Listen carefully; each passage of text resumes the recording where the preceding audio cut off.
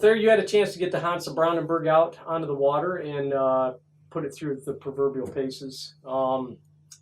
Without spoiling anything in the 5x5, just real quick off the top, give me your initial reaction. Besides, oh! Thought you weren't going to spoil it. Sorry, I couldn't help. I've always been a fan of this airplane. It's a unique appearance, very, very unusual. It's got a lot of personality, and let's just say that carries right over to the flight characteristics. There you go. You want me to just jump into those so we don't? Let's do that so we won't spoil anything. All right, model characteristics. Start as build as advertised. There, you did the build, you did the flying, you did everything. So this is all on you.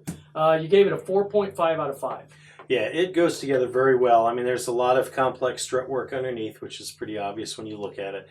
But that all goes together pretty well. It's all, pre-drilled, match drilled. Okay. So the only thing that's not mentioned in the manual was Loctite. I put blue Loctite, the Zap Z72, I think, on each of the metal-to-metal contacts, just so, because you don't want a float coming off when you're out over the lake and getting ready to land.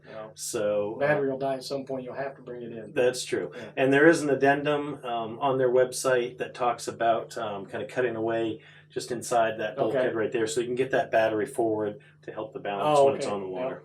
All right. Finish 4 out of 5. Yeah, it's it's a well done. ARF. I like the the gray colors are pretty realistic. Mm-hmm. The original airplane actually had a camouflage lozenge pattern, hex pattern on the wings. Yeah. Although I'm not sure if this particular one did. 2204 was one of the 3 prototypes, and it very well could have been painted all silver. I haven't seen pictures of its wings. Well, I was impressed with the engine, the detail on that, plus the fact that it's a more flexible design, so you have to worry about breaking it. Yeah, the engine cylinders are actually made out of foam, and so when you bump those exhaust pipes, they just wiggle a little bit after you've glued them in place, so they don't snap off quite as easily as a lot of airplanes might. And one thing that's nice too is with the additional detail kit of the extra guns, the pilots, it kind of brings it to life. A little more surface texture. Yep. All right, well, moving on to power, 5 out of 5. I noticed that when you took off. It's got all the power you need. Yeah, you get on it, it's in the air and flying right now. And that was nice a couple times, wasn't it? It's handy to have. Yes, it's good to have power to get out of trouble. Not spoil anything. No, nothing to spoil. We're not in that area yet. Ground handling, 4 out of 5.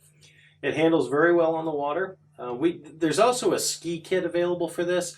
My personal feeling is I don't want to fly an airplane with landing gear that's that rigid off the grass. We've seen video on the manufacturer's website of it flying off the grass with the skis, but there's nothing to absorb that shock. All the strut work is very rigid, and if you land a little bit hard, you're going to push all that right into the fuselage. So we'll report back on the skis once we get some snow in Connecticut.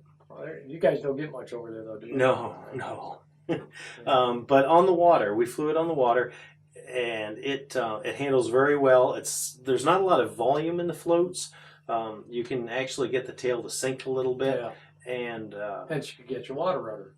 Yeah, well, you don't want it down that far. Oh. But there's that rudder is actually very effective in the prop blast. Yeah. So you can steer it around pretty well in the water. All right. Durability, 4 out of 5. Now, that's not to say that we had to test the durability at all on this, but 4 out of 5 is a pretty good mark for it. Yeah, it's... Actually, there were a couple landings I personally thought, nothing against you, but there were a couple times that I thought for sure you ripped something off of something, and you didn't. All these struts really tie together with the rest of the structure and create something that's pretty durable. Yeah, there's a lot of strength there. Yeah, it was those birds. If you recall, we had those blame it birds. on They didn't like us there at the geese. reservoir. Yeah. Well, moving on to pilot experience, we'll go with flight as advertised. You gave it a 4 out of 5. Now, we're going to expand a little bit on this. We've been joking around a lot, but all joking aside, there were some issues that you dealt with on this, and I think you need to explain them so people understand. Absolutely. This is not, Rob, this is not your typical sport model. You're not going to throw this together and put it in the car and take it to a picnic and go fly without thinking about it. It's a scale model of a very early aircraft. This was designed we just figured out only 15 years after the Wright brothers first flew. Wow. In fact, not even. It was designed in January of 1915, and they flew in December of 03, right? Yeah. And so it has some quirks, but that's part of its nature. You don't want a scale model that flies like a basic trainer. Exactly. you know, that's kind of not the Yeah. point. And what's happening here, as near as I can determine, obviously you've got a lot of drag from the struts underneath. So as you come off the power, it does slow down quite a bit, and the descent rate, it glides pretty well, but it wants to glide at a reasonably steep angle because of that drag. And what I found was, if you try to hold the nose up, I think you're getting turbulence off the wing, because it's a very broad chord wing here. I think it's blanking the stabilizer. That's my personal hunch. I haven't wind tunnel tufted it or anything like that. But when I got slow and I tried to hold the nose up, you could see where it would start to tuck. And that's just something you need to be aware of. You know, and again, we fly models very differently from the way people fly full-scale airplanes. Well, sure. You know, these guys, they're flying off the North Sea. They've got 20, 30 miles to make a landing approach, right? So they're coming in nice and flat, keeping the power on, and just settling into the water. Whereas we tend to, you know, we kind of circle around a little bit. We chop the power, dive at the lake, and, you know, or the field or wherever, and try to, you know, plop it in. Sure. That's not an approach that works very well with this model. You want to keep the power on, keep the approach as flat as possible. And the main thing is keep it flying. Yeah. You know, the first flight, take it up high, slow it down. You'll see that tuck-in behavior happen. I could see it right after you took off and you made a couple of turns. I couldn't tell what it was doing, but it obviously was doing something. Yeah. And it's unique looking when it does it, because it's not like a traditional sag. You're right, it tucks, but it kind of sags also. And either way, you're hitting the throttle. You're coming back in on the power. Yeah. If you look at the plan form of this airplane, the chord of the wing and the location of the tail, both in terms of height above the center line and distance, you know, the moment arm of the tail, it's pretty short coupled. Yeah. Yeah, it is. You know, you look at something like a Cessna or, you know, something like that. They've stretched the tail out. The tail's lower relative to the wing, and that tail will be operating in clean air more of the time. Sure. But it's, you know, again, it's an early aircraft. And the fact of the matter is, this is the only place you can get this airplane, Maxford, USA. You're right. The Hansa-Brandenburg has very rarely been modeled. I've seen a lot of static models of it. I've seen a couple of plans for it, but I've never ever seen a kit, let alone an ARF, available for this anywhere else. And that's one of the things that attracted, I know Richard Sang, who owns Maxford USA, he likes early aircraft and he likes unusual aircraft. And so, you know, kudos to him. Yeah, it was a pretty bold move on his part. For stretching it out there into an arena that's, you know, rarely modeled. One thing, again, on the flight performance, that rudder, even though there's no fin area, it's very effective. Yeah. There's a bit of adverse yaw in the turns because of the broad wings, the short ailerons, but as you come in with a rudder, that tail comes around right now. Yeah. So. All right. Well, I think you explained it nice. I honestly, I like the airplane. I'm looking forward to flying it some more. I really am. Good. I'm anxious to hear your report on. I'll send you links to the video. That's right. It'll be at tobefly.com. Oh, that's a good place. I heard about that. Flight time, 4 out of 5. 4 out of 5. I think, you know, again, it's a little bit heavier than a sport model of this size, a little bit more drag. You're going to be on the power a little bit more. I personally, for the test flights, set the timer to 8 minutes, and it was going off before I felt the battery was out. Yeah. So, you know, I think that's... Set it for 8 minutes, come back in and swap out the battery for another one. You know, much better than being out on the water and having the battery die. So, and that's honestly where the Aurora 9 comes in nice too. We've got the voice module on here, and I've got it set to just report the motor battery voltage. And so every 30 seconds it's saying, your motor battery voltage is... Yeah, I was looking around trying to figure out who that was talking until I realized you had it on. No, I'm just kidding.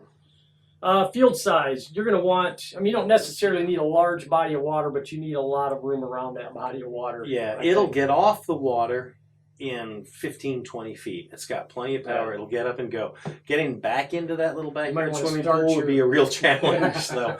So I would look for, think of it, you need the equivalent area of your basic club field. Yeah. You know, you really do. It's a 4-pound airplane. It's a 53-inch wingspan. Sure. You're going to use some area. You're going to want to start your landing approach in the next county.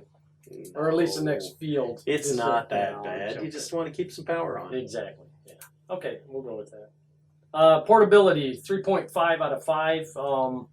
Yeah, it breaks down. It really depends on your vehicle. It breaks down, you know, into a small package. Sure. I've actually been driving around with it with the fuselage on the floats and the wings off. Yeah. Most of the time, though, because of the nuts and bolts and the screws and stuff for the struts, you're not going to want to take it apart. So you're going to put it in the back seat of the car, fully Yeah. assembled, and bring it home that way. Yeah. At least that's the goal. That is always the goal. Bring it, back and Yeah. forth, fully assembled in the back seat. Yep. Or if you've got a minivan or a van Yeah. or something, that's going to be fine. It's always a good day when they come back looking like they did when they left. That's right. That's right. That's the goal. All right, skill level. I don't even need to say it. This Advanced. is an advanced airplane. It Yeah. has enough quirks, enough personality. Yeah. It's unusual enough, not only in the flight performance, but the build. You're going to want some experience under your belt before you head Yeah. out with this one. Again, I think I said it before on another review. If you're a beginner and you love the airplane, buy it, put it together, hang it up in your workshop, get some licks in on the trainers and a few other intermediate models first before you go to this, because that little quirk of tuck in when you don't expect it, that'll I can see that biting people. Oh, I have no doubt. And I think, like you said, without having that reaction time, or anybody who's at advanced skills of any kind on flying, you've pretty much been through the full gamut of what to expect. Yeah. You're gonna recognize a stall usually at the point it's starting or right before the point it's starting. And without that kind of knowledge, I can see, like you said, I can see it biting somebody. Oh yeah. But it doesn't mean it can't be an enjoyable experience. Exactly. It is a unique airframe. It looks great in the air. I thought it looks great in the air. It's got some tendency. We all do, I guess. All models do too. So, you just got to put up with it. I think it could be a good experience. Well, that wraps up our review of the Maxford USA Hansa-Brandenburg W.29. You got it. I did get it. Wow, I just realized that. If you want to see the full review, go to our website at tubefly.com. And for our mobile users, check out rcflightsource.com, download the app, and get all of our news, reviews, our friendly faces, and maybe a few recipes here and there. You never know. I'm Rob with Two Brothers Hobby. And I'm Thayer. Thanks for watching.